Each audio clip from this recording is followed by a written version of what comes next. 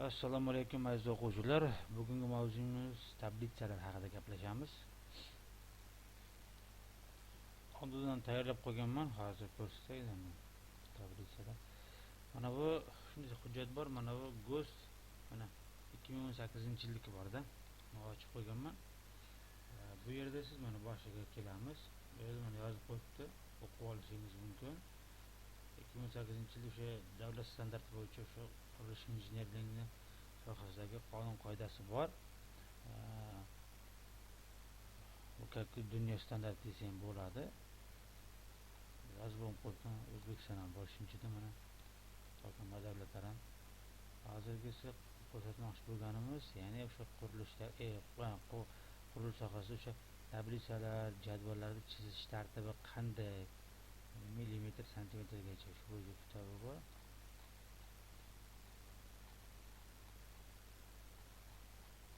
Mana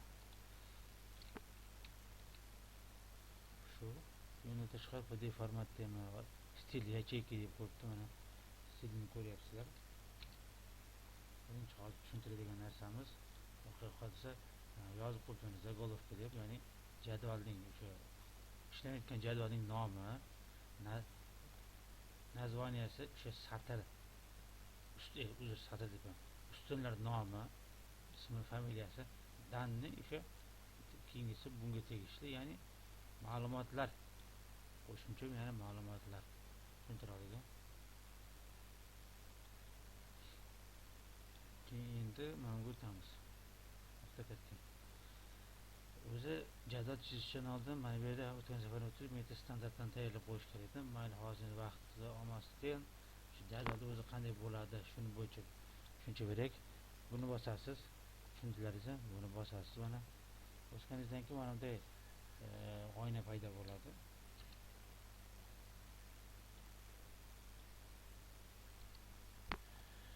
Mana bunday oyna paydo bo'ladi.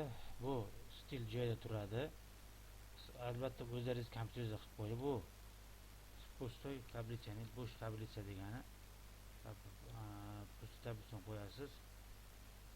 Agar yonib qolmasa galochkani yoqib qo'ying. Keyin mana bu yerda shuni turish kerak, galochka. Zaporozhye вставка, o'sha yozilayotgan tekstning nomiga so'dan o'sha tochkasini aniqlash. Keyin parametr stolpchi, stroka stolpchi degani bu qatorlar va ustunlar soni deyapti. Mana ustun sonini 10 ta qo'yasiz. Oralig'i 50 bo'lsin. Mana shelina stolpchi degani aytdi. O'sha ustunning oralig'i. Mana bu tomon qatorlar soni. Vысота stroka degani, stroka bu o'sha qatorlar sonining masofasi. Keyin stil yacheyka первый stroka deyapti. Shuni to'g'risi mana nazvaniyasida tursin. Stil yacheyka второй stroka deyapti. Bu ham xuddi shunda tursin. Stil yacheyka остальные строки данные shuni tursin. Tushuntiradimi? Qanday hozir chiziqlar chizib chiqqan bo'lsa, ma'lumotlar shunday ichida tursin. OK deb bosasiz. Misolchi mana jadvalcha to'g'ri chiqqan mana bo'ladi. Ko'rdingizmi?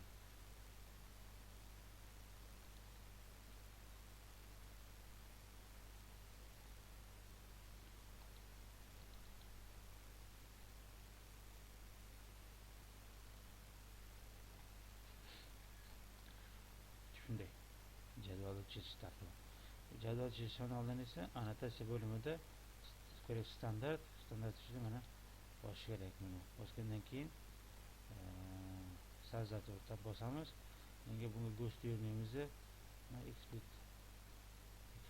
Eksplikatsiyani kopirovat qilishlar bor ekan. Bo'lmasa yozamiz. Bu yerga yozamiz.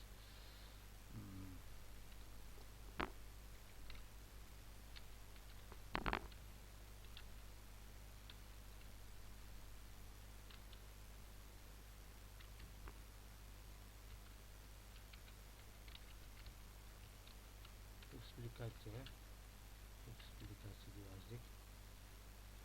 Dalilni bosamiz. Endi bu yerda qarang, bu o'sha jadvalda birinchi o'rinda xarakteristikasida har bitta ustun qatorlar sonini qatorlar bo'yicha o'sha xarakteristikasi bu yerda. Birinchi o'rinda bizda mana danni turibdi, ko'ryapsiz, danni. Zagorovka название danni. O'sha pastda mana bu yerda ham ko'rsatyapti. Sizlarga образец sifatida.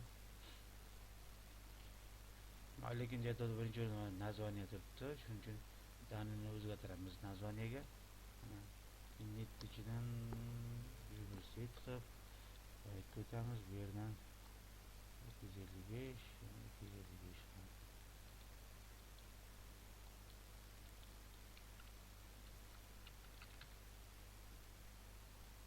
tugmasini bosamiz.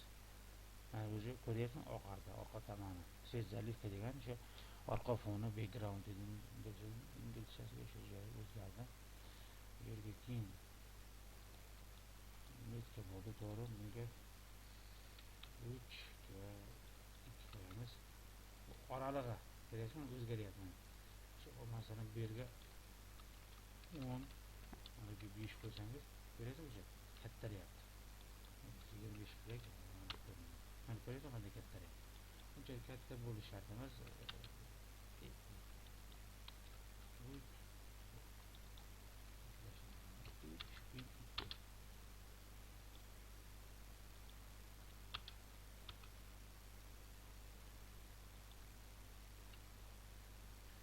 Keyin masalan o'sha so'zni joyini o'zgartirishingiz mumkin.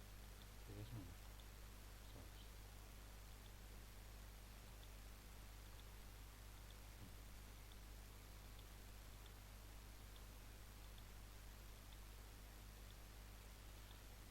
Albatta bosib ishlatib ko'ring, albatta. Shunday yanada aniqroq tushunasiz. Bu joyda turibdi. Endi shu naзванияni tekst qismiga o'tamiz.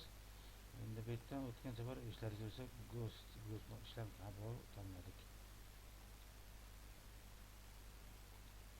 Ghost tushdi.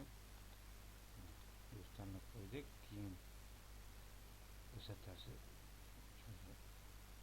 bu ish bo'lsin, qolgan tegmaymiz. Granitsiya joyida.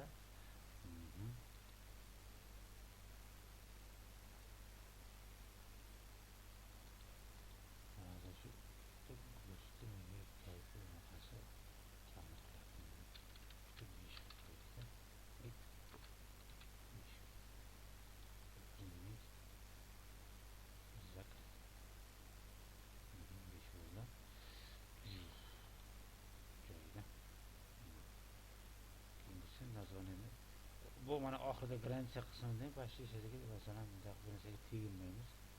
Shart emas. Boshqani bilan bor pochta.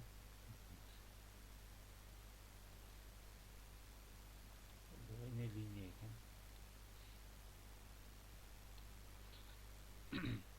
Название bo'yicha bo'ldik. Endi keyingisi zagolovka общий qaramiz.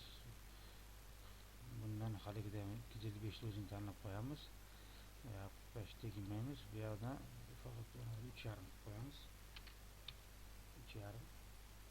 Ganizin tegmaymiz. Keyin danniga o'tamiz. Dannida ham shu общийsiga qo'yamiz. Rangini tegmaymiz. Faqat yani 3,5 emas, bu danniga 2,5 beramiz. Joyida tushdi. Okey.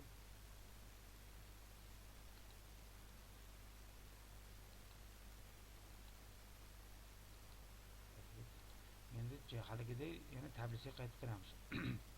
O'zi ish jarayonida birinchi o'rinda mana bu yerda xarakteristikasini qilib olasiz, mana ekspluatatsiyaga o'xshab. Keyin bunga o'tasizda. Mana bosdik.